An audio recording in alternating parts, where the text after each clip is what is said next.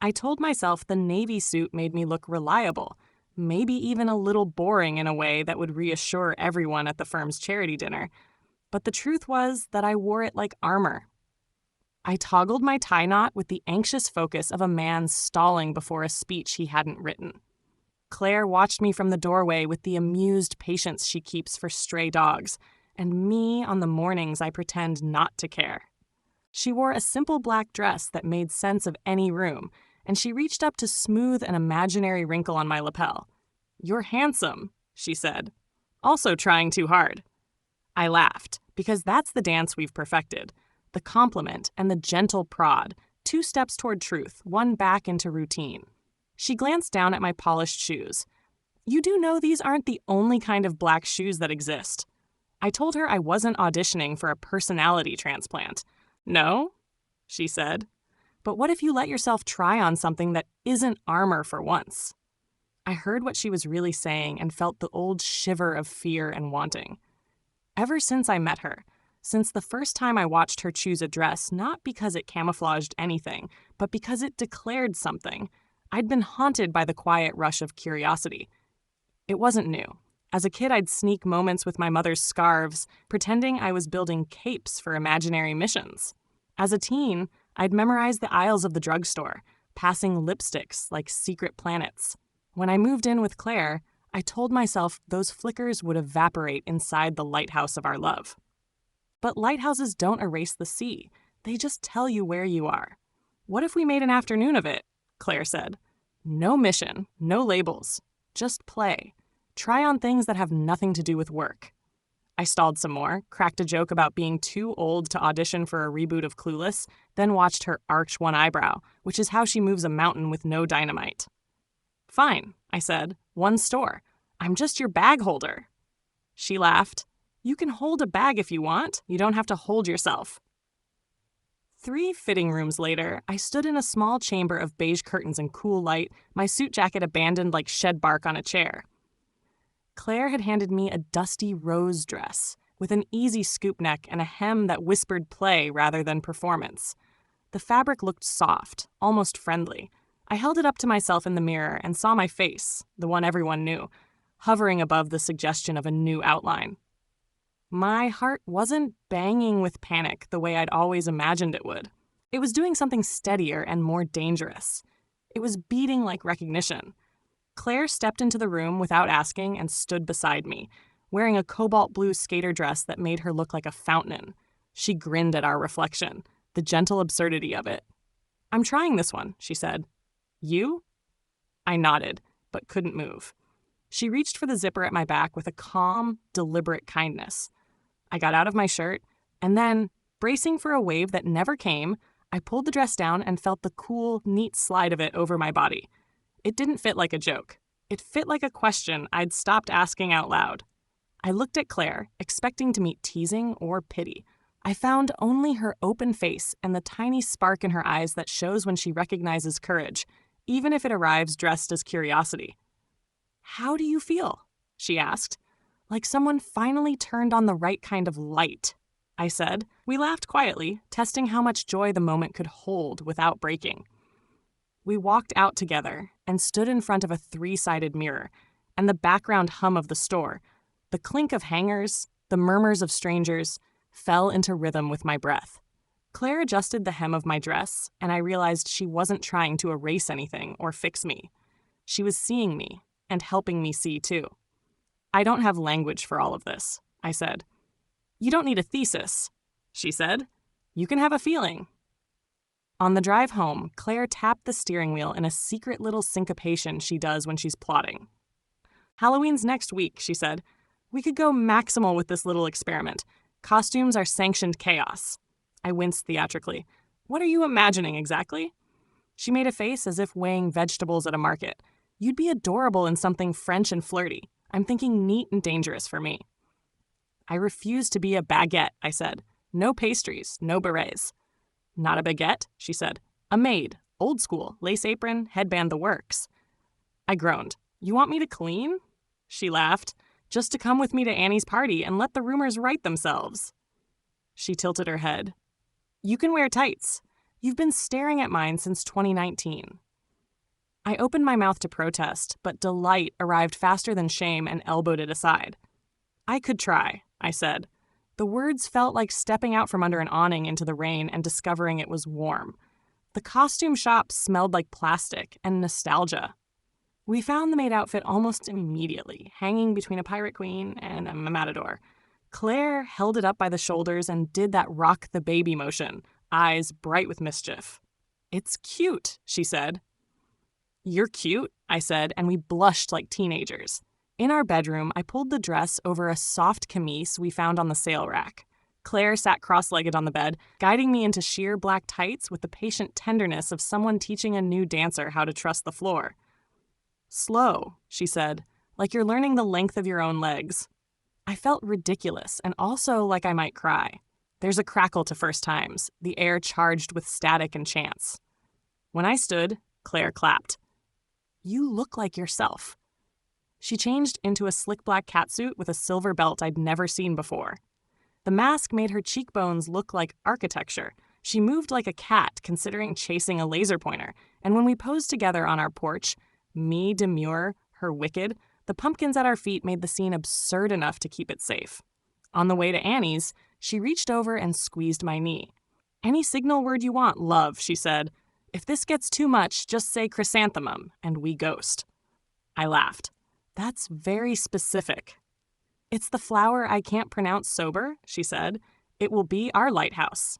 Annie's party was already loud with the mess of adults playing at forgetting. A Cleopatra, a cowboy, half a dozen witches drinking IPAs, 2 dragons flirting in a corner. The tribe of maybe. We walked in and the first dozen heads swung our way, curious in the way people are when an unexpected scene arrives. I stiffened, and Claire tugged me into motion, waving hello at the bartender like we'd walked into a neighborhood bar on a Tuesday. "It's just a room," she said under her breath. "Rooms can be kind." I learned the first lesson of being seen. The terror spikes, and then it doesn't. I felt a shock of exposure, and then a wash of, not relief exactly, but a kind of calibration. People smiled. A few glanced and then went back to their conversations the same way they always do when a handsome dog passes by. Noted, appreciated, now back to the gossip. A woman dressed like a midnight queen said, "I love your lace trim." And I said, "Thank you." And it was as simple as that. A guy in a lab coat asked if my feet hurt in heels. I looked down at my sensible black pumps and admitted I was managing. He turned his ankle, displaying a scar. "Rookie sprain," he said. "Welcome to the club." The party became a long, glittering breath I didn't know I'd been holding. We danced. Claire's mask shed a flake of silver onto my collarbone, and she plucked it away, a tiny, intimate act that unspooled something in my chest. I told her I felt beautiful and waited for the shame to swallow me. It did not. Instead, there was a clean, bright longing. Not to be a different person, but to see how wide the truth could be.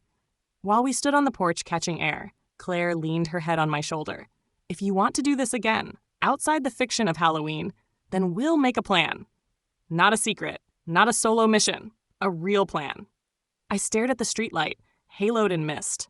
"I don't know what this is," I said. "You don't have to know. You can just keep walking until your feet tell you where the path is."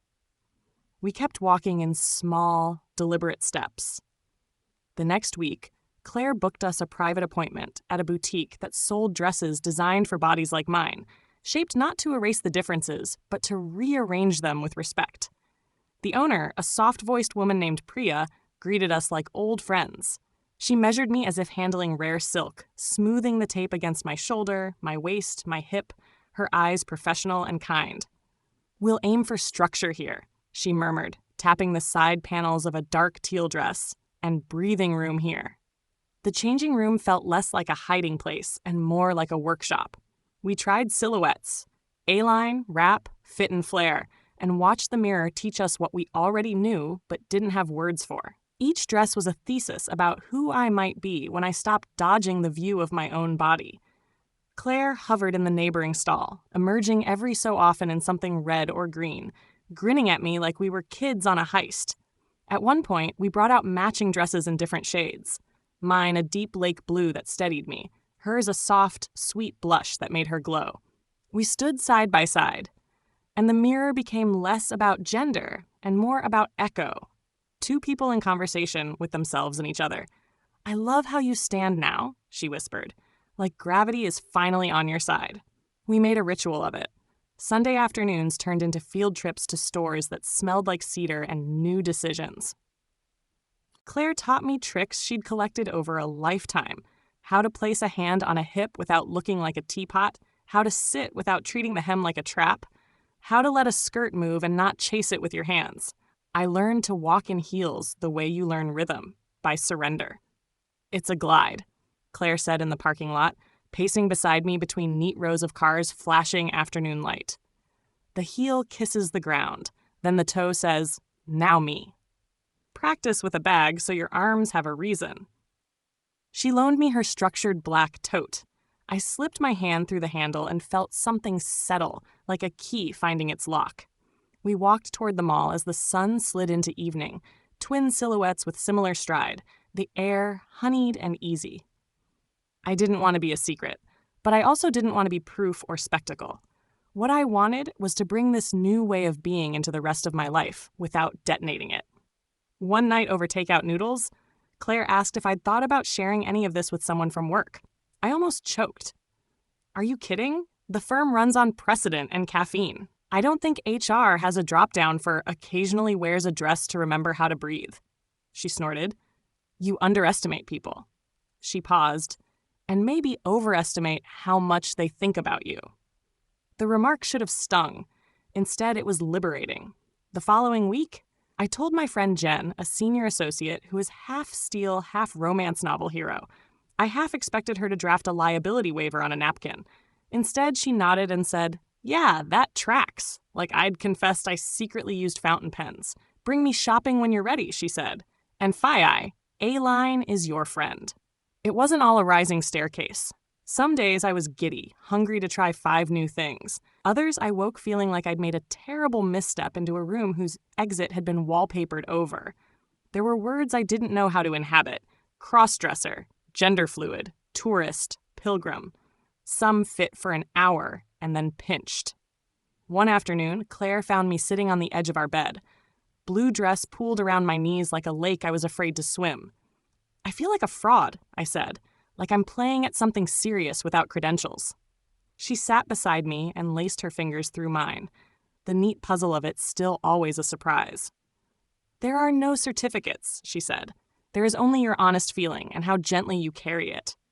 I pressed my forehead to hers until the world steadied. In December, the firm hosted a winter banquet at a downtown hotel. Carpets the color of money, chandeliers made of ambition. The invite said, "Business formal." I put on a navy skirt suit we'd found after a long afternoon of trial and error, the kind of structure that allowed me to move like myself and also like someone braver. Claire wore a twin set in the same deep blue, her skirt skimming her knees, her blouse a whisper of ivory at the collar. Walking from the parking lot, our heels printed neat punctuation marks across the asphalt. The December air salted my cheeks, crisp with the smell of pine from the hotel's lobby garlands. I felt like I'd stepped onto thin ice with someone who knew how to read the river. Inside, there were glances, curiosity, confusion, the occasional tight smile, but there were also nods and invitations to clink glasses. Jen came over and bellowed, "Look at you," in the voice she uses when she wins motions. I knew it. That suit is murder. After an hour, my pulse found its cadence. I wasn't an exhibit. I was a person in a room, carrying my drink, laughing at a joke about spreadsheets, comparing notes on courtroom chairs. "You did it," Claire whispered, and I heard the real sentence under her words. You were doing it. There were new rituals to learn, some of them as tactile and practical as tying a bow. Priya showed me slips that turned cling into glide. I learned the language of tights, denier like weather reports. Buttons that closed like small sighs. The private physics of a hem in a breeze. I acquired a respect for zippers that behave like gentlemen and a deep suspicion of those that don't. And there was makeup, which I approached like a timid anthropologist. Claire sat me at our bathroom mirror and drew a soft line along my lashes. "Not different," she said, "just softened where you want it." We kept it simple. A tinted balm that felt like permission, a touch of powder to unshine a forehead, a nail buff that made my hands look like I slept well. I loved the ordinary intimacy of it, the way people expect women to share these small trade secrets, and how Claire shared them with me like family recipes. Sometimes we stood in front of our living room window at night, watching neighbors walk dogs and drag recycling bins. And we played a game where we narrated our lives as if we were characters in a novel. He learned to hear the weather of his own heart. She learned that love was a verb with branches. We'd laugh at ourselves and then go quiet, listening to the thaw and freeze of our courage. There were conversations we couldn't finish in one night. What did all this mean for our marriage? Who would I be in 5 years? Would there be a day when I wanted something beyond dresses, something that stripped away the safety of costume and courted the risk of renaming? Each time, we placed those questions on the mantle like photographs of someone we might meet later. For now, this was enough. The feel of fabric that wrote a kinder outline around me. The way Claire's hand found my elbow while we crossed streets. The way the world did not end. Spring brought a charity gala with a theme that made everyone groan. A night of mirrors. The decor people had gone wild. Mirrors everywhere. Convex, oval, bevel-edged, the whole place a carnival of reflections. I wore a deep sapphire dress, clean lines, sleeves to the elbow, a neckline that made me feel like a poem. Claire wore cream, soft and luminous. We took photos in front of a mirrored wall meant for the purpose, laughing as our reflections multiplied. When the photographer gave us direction, nose toward the light, shoulders soft, it felt like rehearsal for something else. The choreography of letting myself be seen while also keeping myself. I watched other people in their reflections too. The way confidence can be borrowed, the way even the most visibly comfortable person still checks their hair in a passing glint of chrome. A month later, our friend group planned a low-key drinks night to toast a promotion. Mine, as it turned out. I'd argued emotion so cleanly, even a partner who'd never met a compliment he couldn't wrestle to the ground muttered, "Impressive." We gathered at a bar lined with old books and thrifted lamps. I wore a tailored navy suit with a pencil skirt, and Claire wore black with a silver necklace that flashed like small lightning when she laughed. The music was background, and we talked over it easily. There was a moment when the group, mostly women, a few men, formed a loose circle, glasses in hand. Someone raised a toast to survive and thrive. As the glass clink chorus faded, Jen leaned toward me and said, "In case no one told you when you were 14, you're allowed to be the pretty one sometimes. Doesn't make you less smart, might even make you more dangerous." I swallowed, something bittersweet moving down my throat. Later, a junior associate I barely knew asked me whether I had any book recommendations for learning how to be less afraid of myself. I wrote 3 titles on a napkin and underlined the third. And also, I said, try everything on. He looked at my suit, then at his. "Even this?" he joked. I shrugged. "Why not?" The night ended with Claire and me in the kitchen, barefoot, splitting a midnight pear, the knife clicking softly on the cutting board. I felt rung like a bell, not empty, but awake. "Where is this all going?" I asked the ceiling. Claire tipped a slice of pear to my lips. "Forward," she said. The next weekend, we returned to the boutique, where Priya had become a kind of fairy godmother who preferred darts and seams to magic wands. She greeted us with a new rack, muted neutrals, a few jewel flashes. I tried a white blouse that felt like a cloud with opinions and paired it with a gray skirt that fell obediently and then swished when I moved. The mirror liked me, and for once I liked it back. Claire emerged in the same blouse, tucked into a black A-line that made her look like a sketch of elegance. We stood in the triangle of mirrors, and I noticed the discreet pride in Priya's smile. "You both look like yourselves at work," she said. I knew it was a compliment exactly because it could have sounded like a warning. I took a breath and thought about the meetings I'd attend dressed this way, the arguments I'd make, the handshakes I'd return. I thought about the men who'd tut. I thought about the women who would see me and put one more little marker down on their private maps. Not alone. Okay. Possible. Outside, the day was cool and wet, a sky like brushed aluminum. We went for coffee, skirts draped over our knees, comparing calendar notes like athletes planning a training cycle. I reached across the table and took Claire's hand. "If I've never said this clearly," I told her, "what you've given me is not permission. It's partnership. It's not you letting me be me. It's you being you with me while I become me. She squeezed once, hard. Good, she said, because I wouldn't want to be your warden. I want to be your witness.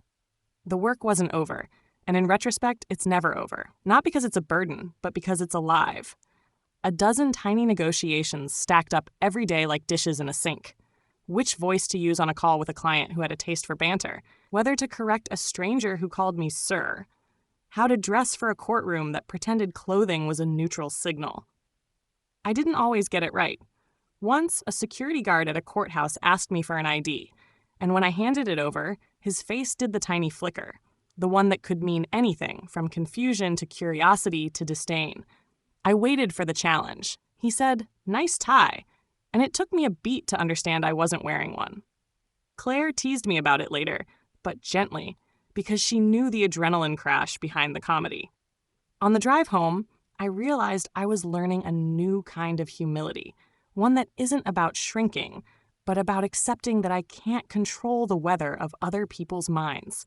I can only pack the right coat. By the time summer rolled around, I could get dressed in 15 minutes for a dinner date, which felt like sorcery. Claire and I would stand side by side at the dresser, she swiping on lipstick, me fastening an earring, both of us laughing about whatever ridiculousness the news had offered that day. And I'd feel a tenderness so spare and complete it could hold no translation. On our anniversary, we took a photo on the porch without costumes or pumpkins, just us in our favorite day clothes. In the picture, the light through the leaves turned everything dappled and slightly gold. We looked like two people who had found their way into a private, ordinary miracle.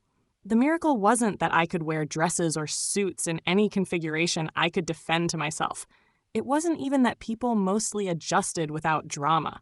The miracle was that I could hear myself now, the self who felt at home in garments that softened the edges of a day, who liked the weight of a pendant against the sternum, who moved through rooms with a glide learned in the parking lots of suburban malls, who still wore the navy suit sometimes because it's elegant and quiet and still mine too. The miracle was that Claire loved the person she'd always loved, only now with more possibilities, and that I loved her not for letting me change, but for staying so stubbornly herself. Witty, tender, practical, the world's most glamorous conspirator. One evening, months after the first dress, we ended up back in Priya's boutique, passing through racks like old friends, scanning a library. I tried on a blue sheath, and Claire a cream fit and flare. We looked at each other in the mirror like travelers returning to a favorite lookout point. "Remember your armor?" Claire asked, miming tightening a tie. I nodded. "I think I needed it then," I said. "I don't resent it." "Me neither," she said. "I just like this better." She twirled, a halting little spin that made the hem bloom. I did the same. We laughed, and for a second we were ridiculous and free, and exactly the right amount of both. When we got home, I hung the new dress beside my old suit. The closet looked like a conversation rather than a contradiction. I touched each sleeve. I thought of the first time I pulled a hem over my knees and felt the edges of my life rearrange themselves like furniture dragged into a better configuration. I thought of the road ahead, because there is always more road, and felt the now familiar mixture of nervousness and gratitude. I turned off the light and felt around for Claire's hand, because knowing where the switch is doesn't change the pleasure of finding each other in the dark. I lay in bed and remembered the tiny, strange mercy of that first fitting room, the soft rush of fabric, the way Claire's eyes made a harbor. I remember how I felt stepping out into a boutique full of strangers and seeing not a cudgel but a chorus, not a trap but a stage you could choose to dance on. The more I think about it, the more I believe we're all building wardrobes for souls that change weather. Mine happens to include a navy skirt suit and a dusty rose dress. It includes the grip of Claire's hand as we walk from the car toward a door we haven't opened yet. It includes the word chrysanthemum said in a sneaky giggle in my ear, just in case the room is cruel and we need to go. It includes the understanding that leaving early is also a brave choice. It includes the knowledge that I am still learning the choreography of my own joy, but I have the best teacher. And if you're listening, Maybe standing in your own hallway, tie too tight, breath shallow, looking at a pair of tights you bought and hid. Maybe you don't know the word either. Here is what I can offer from the other side of 1,000 small experiments. You are allowed to try. You are allowed to be beautiful in ways that don't require permission slips.